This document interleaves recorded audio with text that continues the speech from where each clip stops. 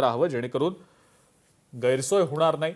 कारण इतक्या मोठ्या म्हणजे खरं तर हजारोंच्या संख्येनं हे जे लोक आहेत ते या ठिकाणी आता जमलेल्या आपल्याला दृश्यांमध्ये दिसत आहेत आणि त्याचमुळे कुठेतरी नियोजन जे करण्यात आलेलं होतं सुरुवातीला ते कुठेतरी गडबड होतीये की काय असं दिसतंय सध्या तरी। हे तीन दृश्य आपण लोकशाही मराठीच्या टीव्ही स्क्रीनवर पाहतोय। एकीकडे संपूर्ण पवार कुटुंब, त्यांच्यावर मोठी शोककळा पसरलेली आहे, मोठा जनसमुदाय विद्या प्रतिष्ठानच्या प्रांगणात जमलेला आहे आणि तिसरीकडे आता रुग्णालयातून अजित पवार यांचं पार्थिव हलवण्यासाठी खरं तर हालचालींना वेग आलेला आहे। हालचाली घडतायत त्या ठिकाणी आपल्याला पाहायला मिळतंय आणि या ठिकाणी खरं तर गर्दीला पांगवण्यासाठी पोलिसांच्या वतीनं प्रयत्न सुरू आहेत। उमेश करंजकर आपले प्रतिनिधी आहेत आपल्या सोबत सध्या फोन लाईनवरनं, त्यांच्याकडनं अपडेट जाणून घेऊया। उमेश, काय नेमकी माहिती आहे तुमच्याकडे? अजित पवार मात्र त्या अजित गेला एक 1.5 ते 2 तासापासून गर्दी प्रचंड वाढायला सुरुवात झाली आहे। कारण सातत्याने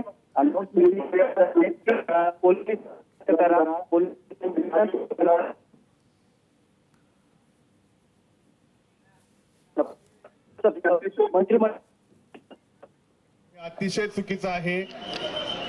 कृपया सगळ्यांनी मागे सरका, कृपया सगळ्यांनी मागे सरका।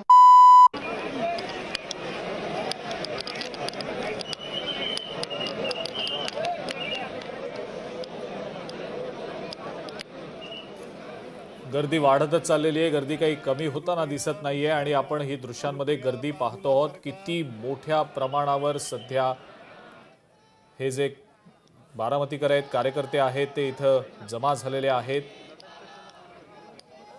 दादा परत या कार्यकर्त्यांचा आक्रोश पाहायला मिळतोय। हळहळीची विनंती खरं तर हे कार्यकर्ते यावेळी करतायत।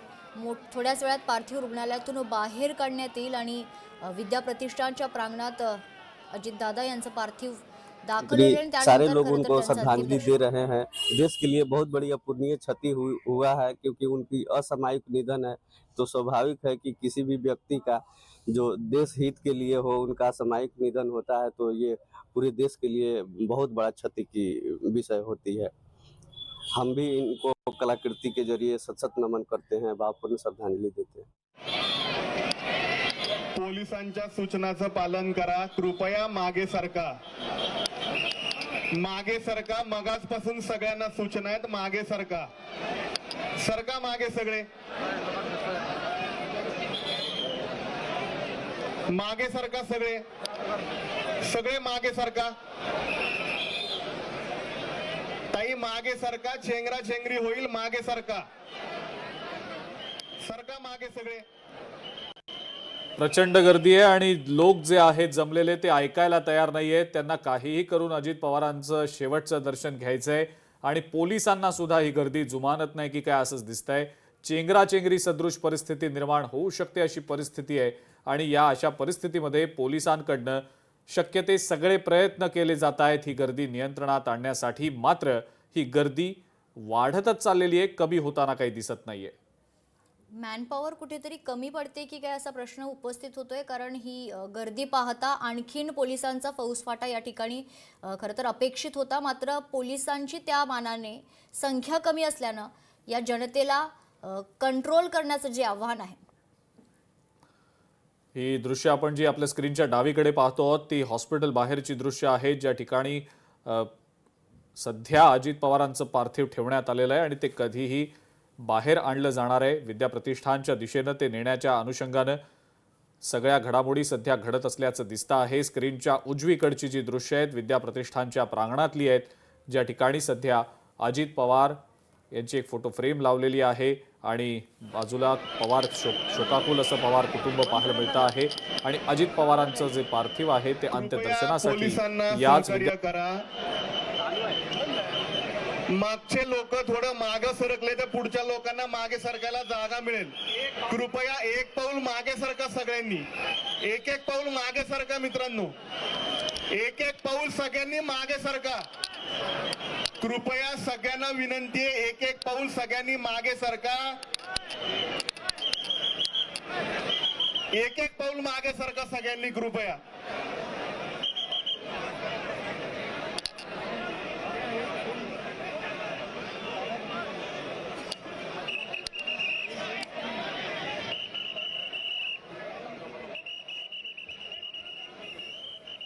तर दादांच्या अंत्यदर्शनासाठी आता अनेक राजकीय नेते बारामतीमध्ये दाखल झालेत. ही दोन दृश्य रुग्णालय परिसरातून डावीकडची जे दृश्य आहे ते रुग्णालय परिसराची आहे आणि उजवीकडची जी दृश्य आहेत ते विद्या प्रतिष्ठानातून थेट दृश्य आपण पाहतोय.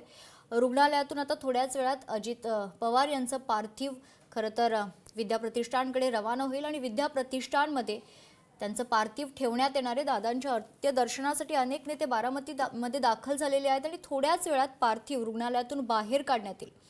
खरं तर ही थेट दृश्य आपण पाहतोय बारामतीतील एक म्हणजे ते रुग्णालय परिसरातून ज्या रुग्णालयात अजित पवार यांचं पार्थिव नेण्यात आलं होतं अपघातानंतर आणि त्यानंतर विद्या प्रतिष्ठानमध्ये अजित पवार यांच्या अंत्यदर्शनासाठी त्यांचं पार्थिव ठेवण्यात येईल. अजित पवार यांचं पार्थिव विद्या प्रतिष्ठान या ठिकाणी ठेवण्यात येणार आणि थोड्याच वेळात पार्थिव रुग्णालयातून बाहेर काढण्यात येईल.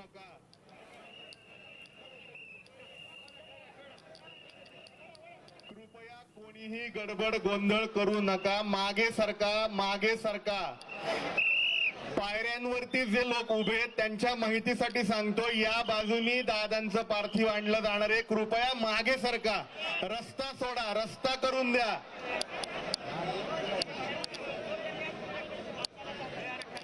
कृपया मागे सरका. पोलिसांना सहकार्य करा, त्यांच्याशी हुज्जत घालू नका.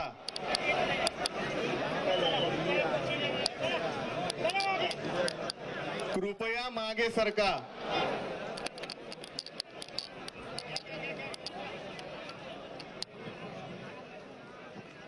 मोठ्या संख्येनं जनसमुदाय या ठिकाणी दाखल झालेला आहे. अजित पवार यांचं अंतिम दर्शन घेण्यासाठी हजारोंच्या संख्येनं समर्थक या ठिकाणी उपस्थित आहे आणि या समुदायाला या नागरिकांना आपण सगळेजण दादांच्या अंतिम दर्शनासाठी या ठिकाणी उपस्थित आहात, परंतु आपल्या वागण्याचा प्रशासनाला त्रास होणार नाही याची कृपया काळजी घ्या.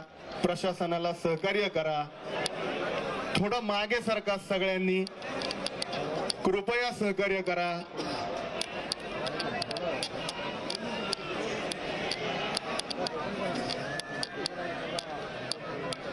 आजच्या दिवशी शिस्तीचं पालन होणं हीच आपल्या लाडक्या दादांना खऱ्या अर्थाने श्रद्धांजली आहे. कृपया सगळ्यांनी शिस्तीचं पालन करा. कृपया सगळ्यांनी थोडं मागे सरका. प्रत्येकाने एक पाऊल मागे सरकलं तरी जागा होईल. कृपया मागे सरका.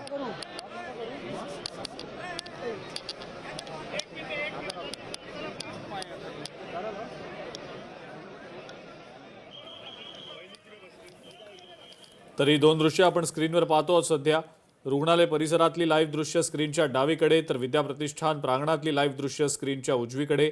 अजित पवारांचं पार्थिव थोड्याच वेळात रुग्णालयात बाहेर आणलं जाणार आहे आणि त्यानंतर ते पार्थिव विद्या प्रतिष्ठानच्या दिशेनं नेलं जाणार आहे. मात्र विद्या प्रतिष्ठानमधली सध्याची जी गर्दी आपण पाहतो आहोत ती गर्दी नियंत्रित करता पोलिसांच्या नाकीनऊ येत असल्याचं दिसतंय. सातत्यानं पोलिसांना विनंती करावी लागतेय जमलेल्या लोकांना की त्यांनी थोडी जागा करून द्यावी, जेणेकरून अजित पवारांचं पार्थिव ज्या रस्त्यावरनं आणलं जाणार आहे त्या ठिकाणी तरी थोडं रस्ता मोकळा असावा.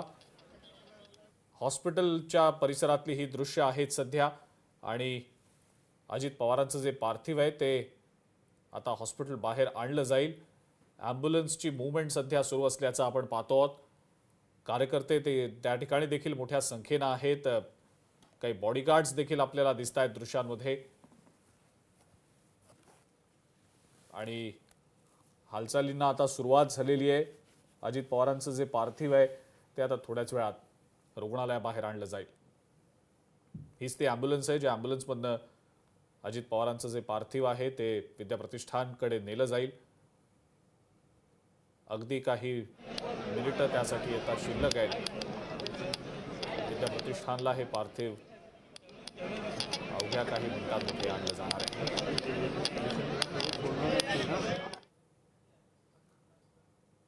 तिकडे विद्या प्रतिष्ठानमध्ये सुद्धा मोठा जनसमुदाय उपस्थित आहे.